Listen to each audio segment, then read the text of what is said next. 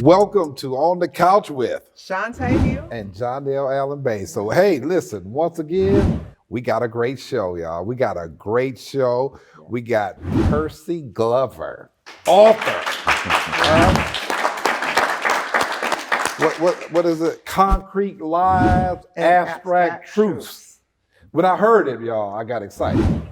I'm like, man, look at him, what he got on there. Humble is handsome.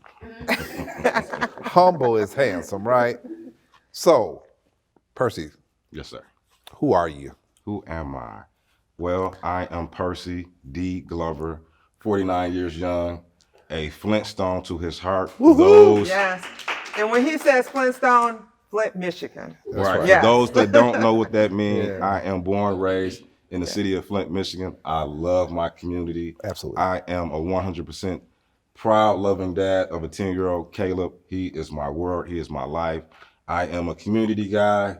We do so much work in the community. It's ridiculous. Yeah. John and I, we made history last week. Or excuse me, on election day. Yeah. Yes. We collected votes and absentee ballots from the residents in the Genesee County Jail. Yes. The day of the event, which I could get emotional now, I was this close to being in tears. I felt so important that I did something that's never been done anywhere across the country. Right. We made Good Morning America. Yes. We made Good Morning America based on one thing. We had the confidence and the diligence to do what was right when other people said no for one reason: fear of change. That's right. Because of our commitment, because of our consistency, we made a difference in our community. And we continue to make a difference. Right. Hold on. So, in that narrative, you talk about fear of change. Mm-hmm. How does that fit your life? Because, from what I read, I Let mean, me see that you photo got a complicated life, man. Here you go, a person who comes home from prison after serving 12 years, and now you on the streets again, and you got a beautiful mom, and so you got some support, but you're a man. Of course. Being a man is responsibility. How do you do it? Well, the culture back then was totally different than the culture today.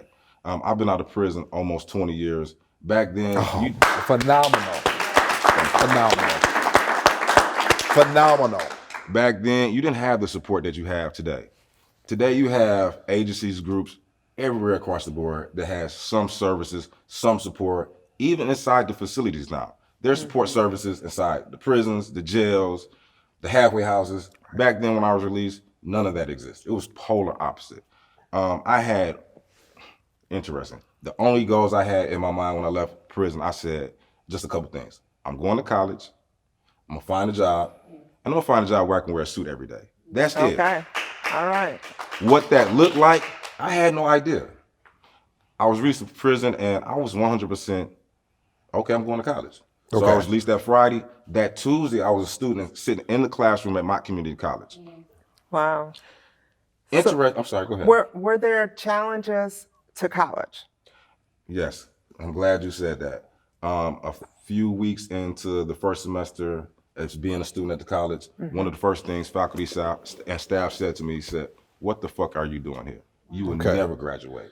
Okay. What's important and significant about that I needed to hear that. That was the hard kick swift in the butt for me to maintain focus. Because at that point, all my resources were in prison. Okay. All my friends were So in prison. hold on for a minute. So you're telling me that you're trying to better yourself in the institution because of the fact that you have a stain of being a returning citizen, they don't want you. They don't want me at all. But again, like I said, for me, Yeah. it was a good thing that they said it. Right. Because my response was, you don't know me that well. Right. And watch this. Right. So now, with just saying that, I got goosebumps because all I seen was one of them boots that kicking that door in. Exactly. So tell us. So that was the first degree. I graduated with honors after 2 years, transferred to the University of Michigan Flint, graduated with honors, transferred to Central Michigan, graduated with a master's degree. That's right. Yeah. Got a master's. So in that time, I can't lie, it was really difficult. When I left prison, all I had was a GED. I had no understanding of technology, had no understanding of technology in a classroom. One of my first classes was a computer class. It was a remedial computer class. Okay. Right. I didn't even know how to turn the computer on. I'm sitting there and everyone's looking at me like, what's wrong? I'm like, Right. how do you turn this thing on? Right. You know, so. Yeah. But it you was had courage to say, how do you turn it on? Oh, yeah, See, definitely. that's the key. That's that humble thing. Right. Definitely. Hey, Definitely. I need to know how this works. Definitely. Right. And I it love gets it. so interesting that the instructor, she was just such the love. She was just such the angel. Right. She taught that class 3 times a week. I went to all 3 classes Oh, when I was man. only required to go to my class. Right. Just to make sure I caught up to date and caught up with technology. And I needed that because it's everywhere, in the classroom, in the professional world. So I had to catch up. I had Right. to bring So, myself up to speed. I think it's important to note that there was something that happened. You were challenged by the college as far as, because I want to go back a little. What are you doing here? You end up working for the college. Actually, Being employed. I worked for my community college 8 years in 3 different Oh, my departments. God. I held 5 or 6 different roles. I taught GED. I was a career developer. I worked in employment services. I was a recruiter for admissions enrollment, et cetera, case manager. Yep. But this is what I want to ask, because I understand that, education's a key, right? Definitely. But how are you able to make that sacrifice at this time? I want you to tell our audience, because I read something, right, about you at a bus stop. Tell us about that, because I mean that's so key and pivotal to your life, because when adversity comes, it's easy to say, you know what, forget this. Let me resort back to what I'm comfortable with. It's easy to give up. It's easy to give Definitely. up. I want you to tell our audience. Look at that camera. I want you to tell the audience exactly And for me, what you that went through. key moment where I said, you know what, it's balls to the wall. It's Percy time. Okay. It's me going extremely hard in the paint. I was working 2.5 part-time jobs while being a full-time student at Mott. One of the part-time jobs was I was working at a tax agency, and small independent tax company. I love the person to death. She's been one of my mentors, workaholic, taught me a lot. She asked me, hey, do you need a ride? Hold that thought. I need you to hold that thought there, because we're going to go to a commercial and take a break here. But when we come back, Percy, Yes. I want you to take us to that bus stop. I will. Okay? Thank you.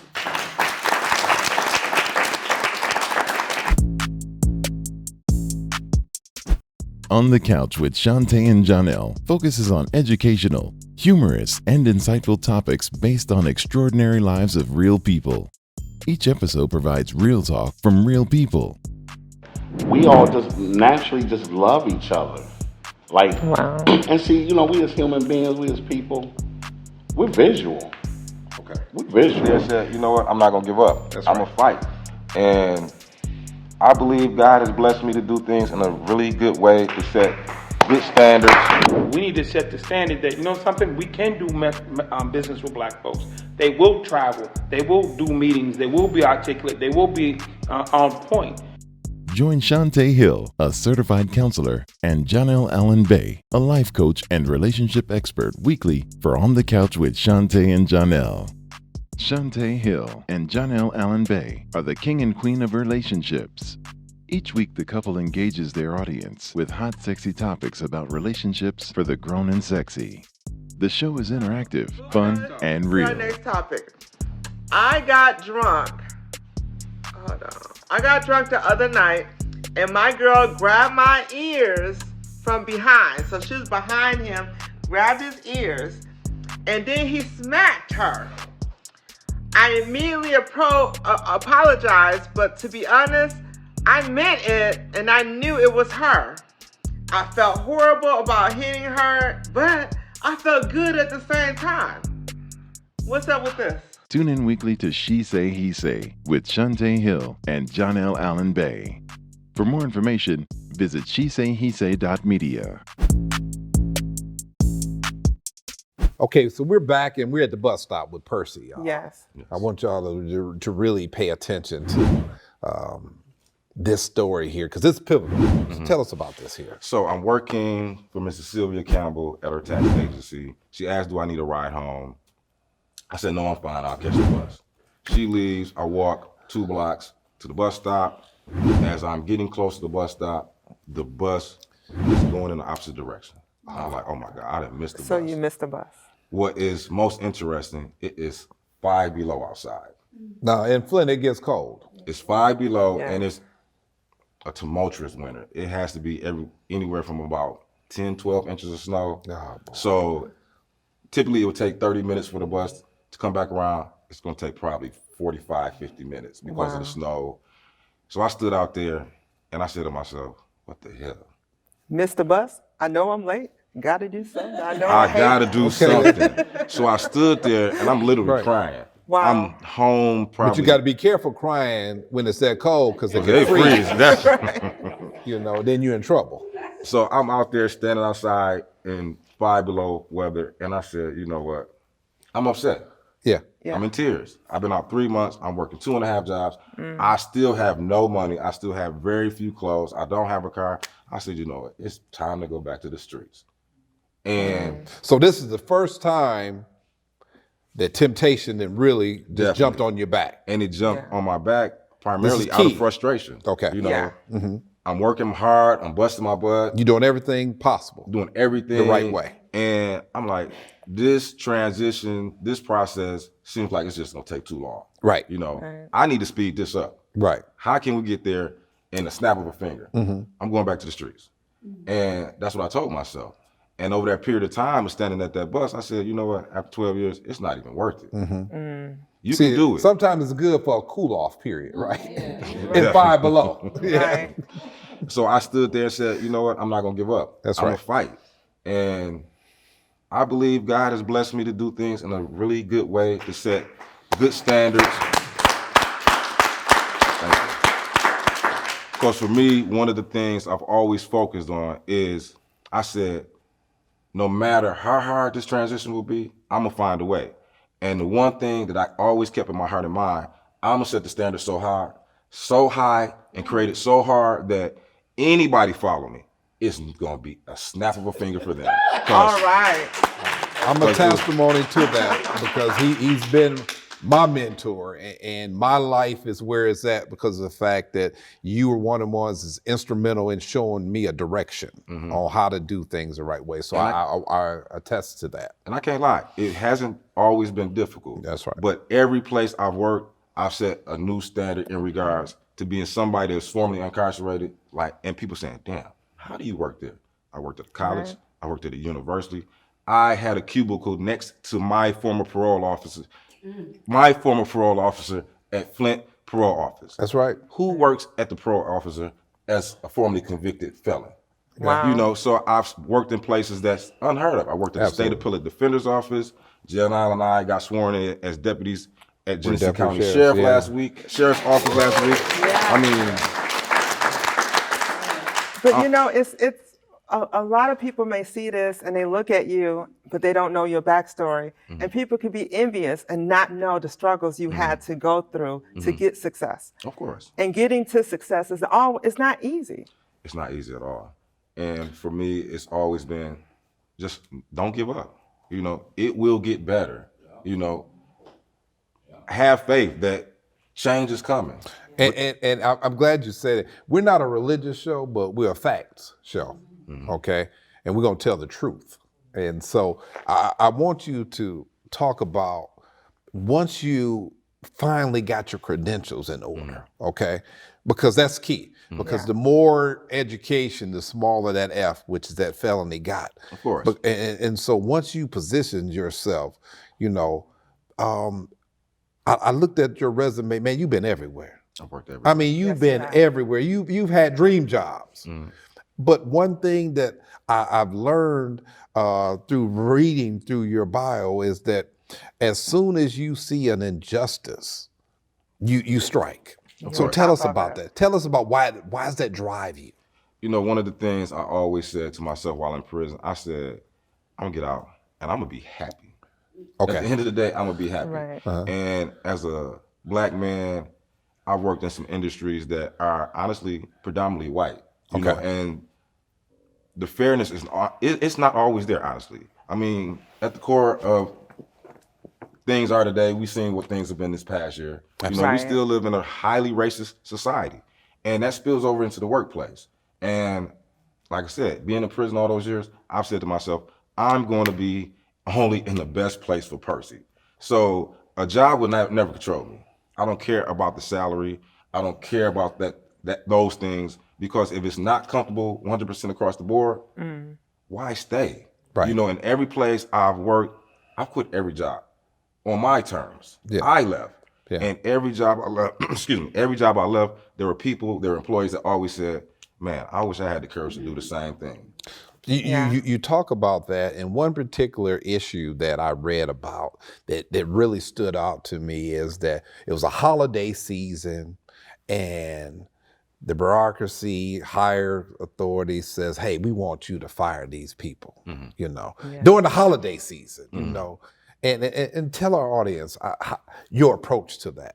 You know, how did you do this here? You know, Tell us. one thing that for me, I think that prison did for me that really helps me in the workplace, I understand the human side to people, you know, and I tell people all the time, human resources, the word human needs to go back into the term human resources. Okay. You have to look at people not only as employees, but also as human beings.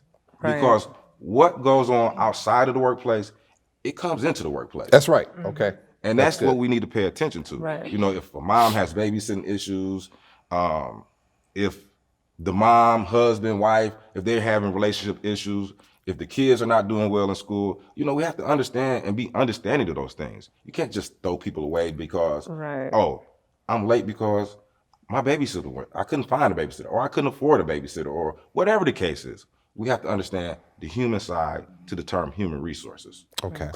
I love that. I love that. I love that. And so now, you know, here's a process. You know, you've gotten your status. You know, you gain something as a person who's put in the work to get where you are. But now you know people. How's that relationship? Because now here you are, you're successful. And when I say successful, that means that you've taken a course of going in the right direction.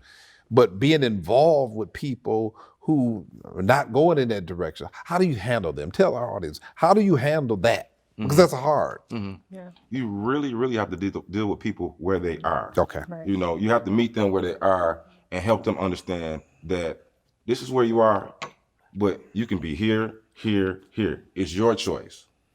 And you coach, mentor, and support people, again, in where they are right now, and help them see and create a vision for themselves, along with helping create a path to success with them. But you have to first meet them where they are. Okay. Right. So Percy, why don't you share with us the concept behind Concrete Lies and Abstract Truth, Poetry and Flow? What was the inspiration behind your book? Prison. Okay. 100% prison. Outside of about the author and what's on the back cover, everything was written primarily while I was at Marquette Branch Prison. Okay. Initially, writing for me started off as just something to do.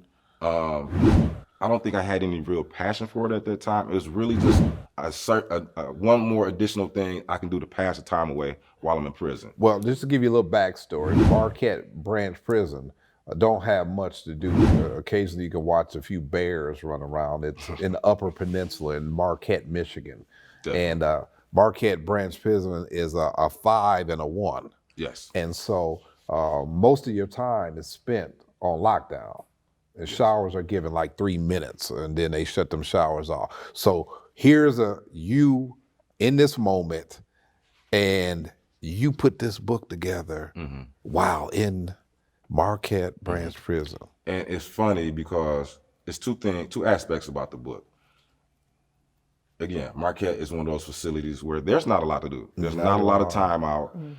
The winter months is horrible. You only get like maybe 2 months of summer because it's high Upper Peninsula, Definitely. Michigan. I heard it snowed in July one time. Definitely. And first thing is, I wrote a poem. It was called Love and Freedom. Okay. And it was basically me as inmate 237734 struggling with the lack of having a relationship in my life. You know, I'm in there, I'm lonely.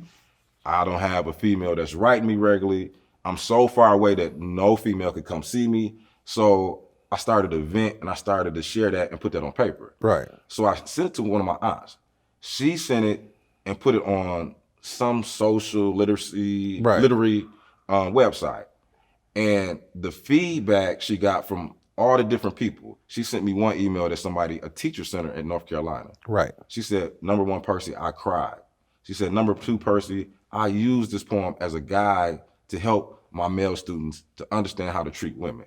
So from that, it started to give me the courage to write more, give me the confidence to write more. And then the second piece about it was, you know, when I came up with the title, Concrete Lies and Abstract Truths, that's just me being really creative and putting a spin and playing words. You know, how we deal with what's real, what's false, what's honest, what's true, what's fake, those type of things. And being a Marquette again, really, really, really, really nothing to do. And I read all the time. I must have read 3, 4, 5 books a day, every day. So when I started to write, you know, I had a real struggle with, okay, are these words coming from Percy or is this something I read? So I had to really get creative and really push the envelope. So Concrete Lies is the extreme creativity of Percy Glover, and it's my reflections of while I was in prison, my personal experiences, things I saw in the media, and just all of that. Well, So- it's important, hold on, that he tells that, because when he first put the book out, I'm like, look, dude ain't got no time for this here. I didn't put out a book now. It didn't make sense until I read that you wrote it in prison. So, speaking of time, we'll find more out about Percy when we come back from the break. Concrete Lies and Abstract Truths. Y'all tune in now.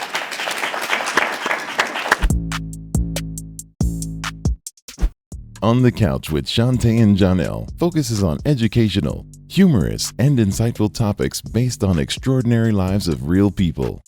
Each episode provides real talk from real people. We all just naturally just love each other. Like, and see, you know, we as human beings, we as people, we're visual. Okay. We're visual. They said, you know what, I'm not gonna give up. I'm gonna fight. And I believe God has blessed me to do things in a really good way to set good standards. We need to set the standard that, you know something, we can do business with black folks. They will travel, they will do meetings, they will be articulate, they will be on point. Join Shuntai Hill, a certified counselor, and Johnell Allen Bay, a life coach and relationship expert, weekly for On the Couch with Shuntai and Johnell. So we're back with the great Percy Glover. Concrete Lies, Abstract Truths. So, Percy, in your book, there's one piece of poetry, introspection. And I love the first 2 verses. I closed my eyes, went to sleep, and woke up dead. It was the most beautiful. I was so pleased seeing my life in a clear light. So many times, what I get from that is that some people walk around dead. They're not really living their life. They're letting their life pass by. They're not even in prison and walking dead. So share with me your insight into you waking up. For me, that was that moment of embracing being in prison and saying, wow, look where I've put myself. It's also in the next few lines of where do I want to see myself go? Okay. You know, and struggling with the fact that I made some terrible mistakes. Struggling with the fact that I have to own up to these mistakes and show some accountability. That's tough. You know, when you put yourself in prison, you want to blame everybody but yourself. Right. You know, so facing the reality that I got myself here. And not to say that, you know, there's not some systemic things, there's not things from your upbringing that create factors. They do. But at the core, I put myself there. And at the core, I would be the one to get myself out, stay out, and get on a better path. Right. I love it. I definitely love it. So let's talk about what's next for Percy. That's an interesting question. Again, I've been really blessed. I believe I'm really humble to do some things that a lot of people haven't been able to do that's never gone to prison. You know, able to do some things that some people that's going to prison can't and not able to do. One thing I'm trying to find ownership, and I hate to use the word try, but I'll be honest. I'm trying to find ownership in this. One of my mentors a long time ago became one of my best friends. He was somebody that's working at the college, and we didn't have a great relationship starting off, but he came, like I said, became one of my best mentors, best friends. And he told me years ago, excuse me, he said, look up the meaning of your name. And I'm like, why? He said, just look it up. My first name, Percy, means, it's a variation of Percival that means pierce in the valley. My middle name, Johnell, means world leader. I've been destined to do some things that I have never been comfortable with embracing. It's time for me to embrace those things and really make a difference in this world. So that's where I am. Okay. So it's important for people to step outside their comfort zone. Definitely, definitely. In order to find success. Definitely. So how does that look living outside of your comfort zone? Because with the transformation that you've made, right, the things that you've done, the educational process, just learning people and being able to establish yourself in this society here, how do you live in that condition? It's throwing away all the fear. Okay. You know, it's waking up and finding the courage and literally tossing away every fear in your mind, heart, and spirit.